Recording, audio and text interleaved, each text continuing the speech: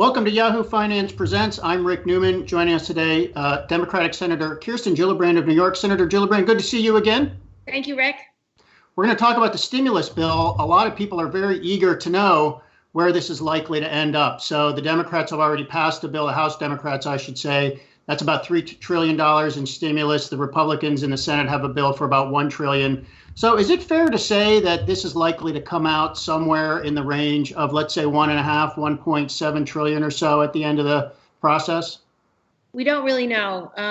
There's not a lot of meeting of the minds on most aspects of this legislation yet. Democrats are desperate to fund our cities, our states, and our local governments. I just talked to two of the county executives from Long Island, and they're facing budget shortfalls in the next 18 months of about $1 billion each. So it's hugely important that we fund our local and state governments. In fact, local and state governments and budgets are a third of our GDP. So we really do need to care about how our local governments are working. So there's no agreement there, and there's no agreement on some of the overarching themes of what we want to support. This is still a triage bill. We want money for food stamps. We want money for sick days, money for paid leave, money for first responders and healthcare professionals, more PPE. And that doesn't seem to be part of the Republicans' worldview. So we have a long way to go, but hopefully the negotiations can begin in earnest now that Senator McConnell has released his version of what he'd like to see. And hopefully we can get to a robust bill that actually funds the things that need to be funded, like our first responders. So for those of us looking in from the outside, I mean, if $1 trillion is if you could call that the Republicans' opening bid, I mean, isn't it likely you're going to get some of those things you're asking for, and perhaps even a lot of what you're asking for? Well, in Mitch McConnell's opening bid, the things he's prioritized are not things Democrats are prioritizing. For example, he said, in uncertain terms, it has to include liability protection. And what Democrats are hoping for is a new emergency OSHA standard, so that there's a new standard for businesses to follow. And obviously, if they don't follow it or they are reckless, then they can be sued. But a blanket liability protection would mean bad employers who are abusing their privilege would not have any consequences or be able to be held accountable, which sounds dangerous to me. So but there's not a lot of common ground in the $1 trillion that was put forward. The one place we do agree actually is on small businesses. Both the Republicans and Democrats do want to keep lending and giving grant money to small businesses to stay open and keep paying their employees. Well, let me ask you about that business liability waiver. Would you be okay if that ended up in the final bill and there was also an OSHA standard that says you only get the liability waiver if you can demonstrate that you met this particular safety standard? Would it be okay if both of those were in a bill? Well, I don't want any blanket protection in the bill, but to say if you follow the OSHA standards, you are protected. Yes, that's the purpose of an OSHA standard. That would be something that I would definitely look at. So in terms of another one-time stimulus payment, the Republican bill has the same thing the Democratic bill has, which is a $1,200, another one, a little bit more generous for dependents above, I think, above 17 or 18 years old. You got $1,200 payment? I do. The problem with what was suggested by Leader McConnell is that he wants 70% of wages paid, and there's no way states can fund of every person's income. They don't have the bandwidth to do that. They'd have to do each person individually. So yes, the agreement will probably center along the lines of a standard payment for supplemental unemployment insurance? Well, both. Right now, the Senator McConnell's version has income replacement, but it's 70% of income. I think what we're looking for is a lump sum payment, but it would be monthly. It wouldn't be one time. So just to make sure, so right now at the federal supplement is an additional $600 per week, and that is running out at the end of this week. So that's essentially over. And I believe the Democratic bill wants to continue it at that level into January of next year. The McConnell bill says no, it's got to go back to 200, and then it's going to phase into this cap. Is could that just end up being $400 a week and let's call it a day? Let's just split the difference. I'm not sure. The purpose of the $600 was to make sure people don't live in poverty and aren't hungry and don't get evicted from their homes.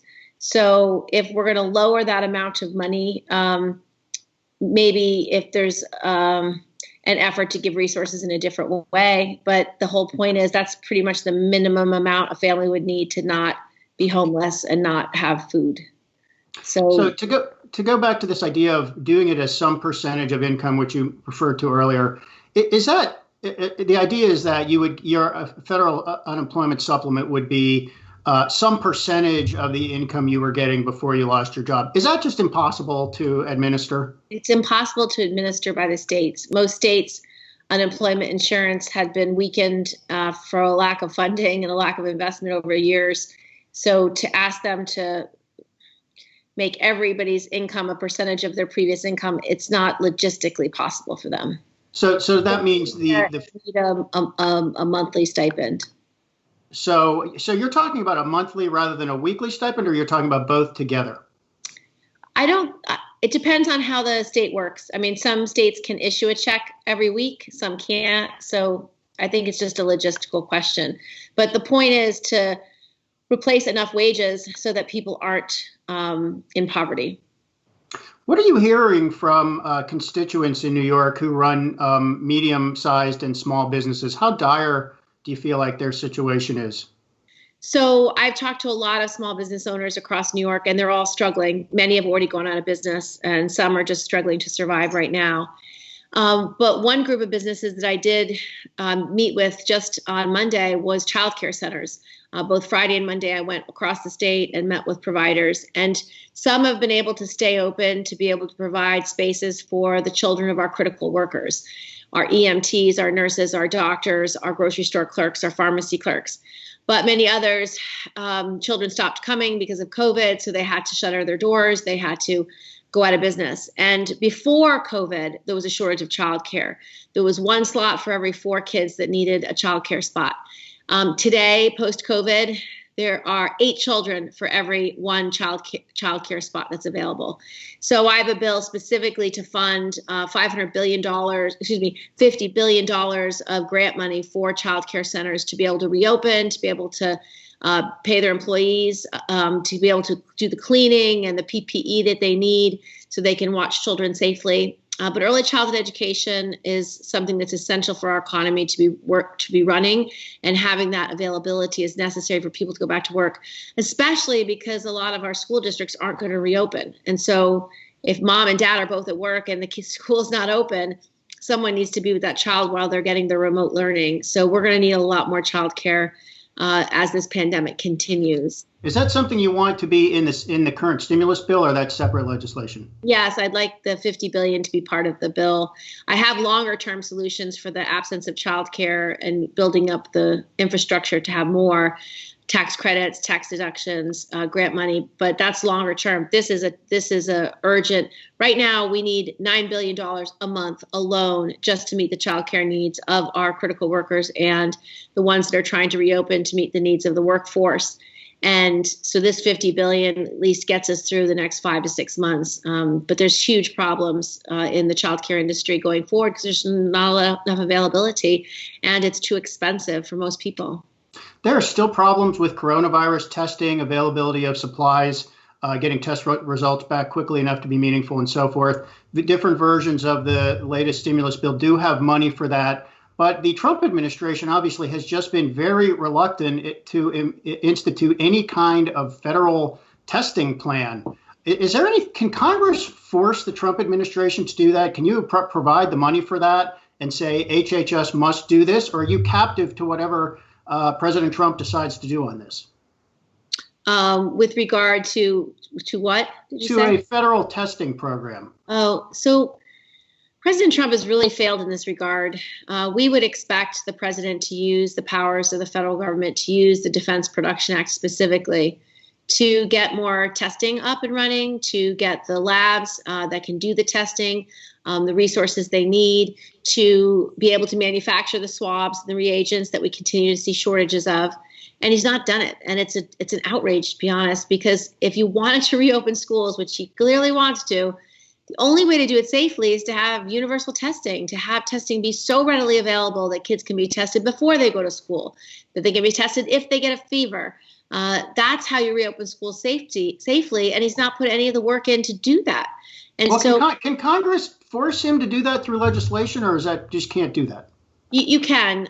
You could legislate solutions. But again, Mitch McConnell has not been a willing partner in this. And you could actually create the protocols necessary to get the infrastructure in place for the manufacturing of all the testing protocols and all the testing materials. We've had the same challenge with PPE, the personal protective equipment. We've had to rely on China and other countries for manufacturing of masks and gloves and gowns, and that should all be made in America. And so I hope that Congress can come together and really begin to invest in U.S. manufacturing of critical products that are necessary during pandemics or any other national emergency. You've been an advocate for the Postal Service. There was some money for the Postal Service in prior stimulus bills, and there could be more money for the Postal Service in this current stimulus bill. This is important for a variety of reasons. One of them being election security if we have a lot of mail-in voting in November. So are you satisfied that the Postal Service is getting what it needs with regard to the November election? No, unfortunately, the Postal Service is going to run out of money very soon. And we already saw challenges in some of the primaries with the Postal Service not having the resources they needed.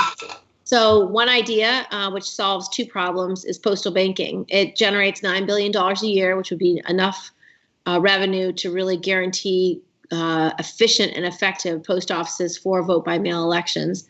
And second, it addresses the fact that 30% of Americans are unbanked or underbanked, meaning they don't have a savings or a checking account, difficult to get a microloan or an end-of-the-month loan.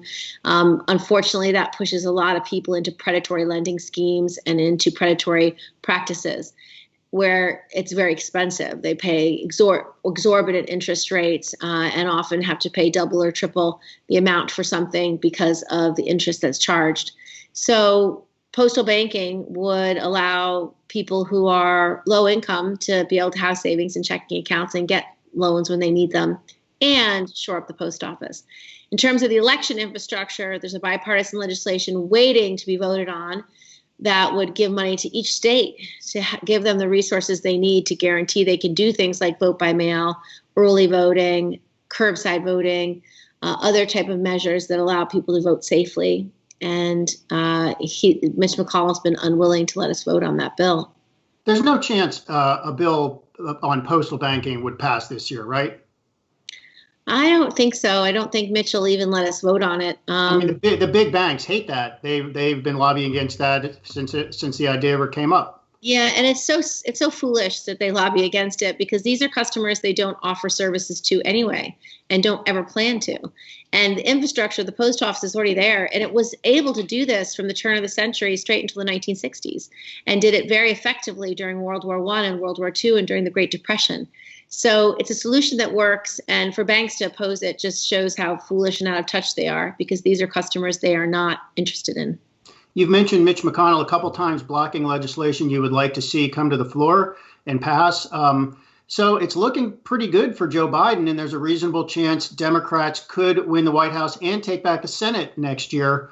If that were to happen, what do you think the first order of business would be for Democrats? What is the most important thing to deal with first? I mean, when Democrats took the House in 2018, they passed H.R. 1, which had a lot of clean government procedures and anti-corruption provisions and things like that. What would the Senate be interested in, a Democratic Senate? Well, certainly I support every provision in H.R. 1. So getting money out of politics, having ethics reform, good government reforms, that's 100% necessary. But I think we're going to be still in the middle of COVID. So I think we need to pass whatever Mitch McConnell is not willing to let us do. We can pass, hopefully, as one of the first bills. whatever is not passed in this COVID-4 package, we could then move along with whatever's needed at that moment in time. But city and state money, getting rid of the SALT changes for state and local deductions in New York has been crippling for middle class families. Making sure we fund the local governments and states that desperately need our resources. That's going to be a priority no matter what, because I don't see McConnell allowing those provisions, or at least all of them, to go through. Joe Biden is willing to raise taxes. Our audience at Yahoo Finance cares a lot about this because one of his policies is to raise the business tax from 21% up to 28%, still lower than it was a few years ago. Could Congress conceivably do that in 2021 in the middle or immediate aftermath of this recession we're in? Well, absolutely. Congress would certainly debate issues of taxes to see what makes sense. But I think where we really want to focus our attention is on access to healthcare, improving our education system, job training. That's where the common ground lies in this country: healthcare, education, and jobs. And so I think the agenda will be focused more on is that, as well as getting money out of politics, because we've seen the corruption and corrosion of our democracy because of special interests. And so one of my priorities will be getting money out of politics. Is there any single provision you would champion right now? For the future? Yeah, national. Getting money out of politics. Oh, yes, my provisions, which I wrote during the presidential campaign.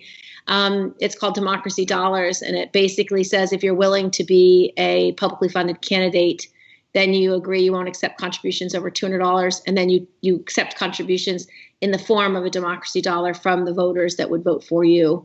And then that can be reimbursed for resources for your campaign. That alone would change everything, because they did that in Seattle and it changed who ran, it changed who won, and participation amongst women, lower income individuals, minorities, it increased exponentially. And so it made a difference. It creates good government. And then the things that seem so impossible, like gun reform or immigration reform or election reform, all of those things stop having massive impediments in their way, because that's what's funded by the special interests. Senator Kirsten Gillibrand, Democrat of New York, thank you for spending a few minutes with us. You're welcome. Thank you. See you again, I hope. Yes, thank you. Take care.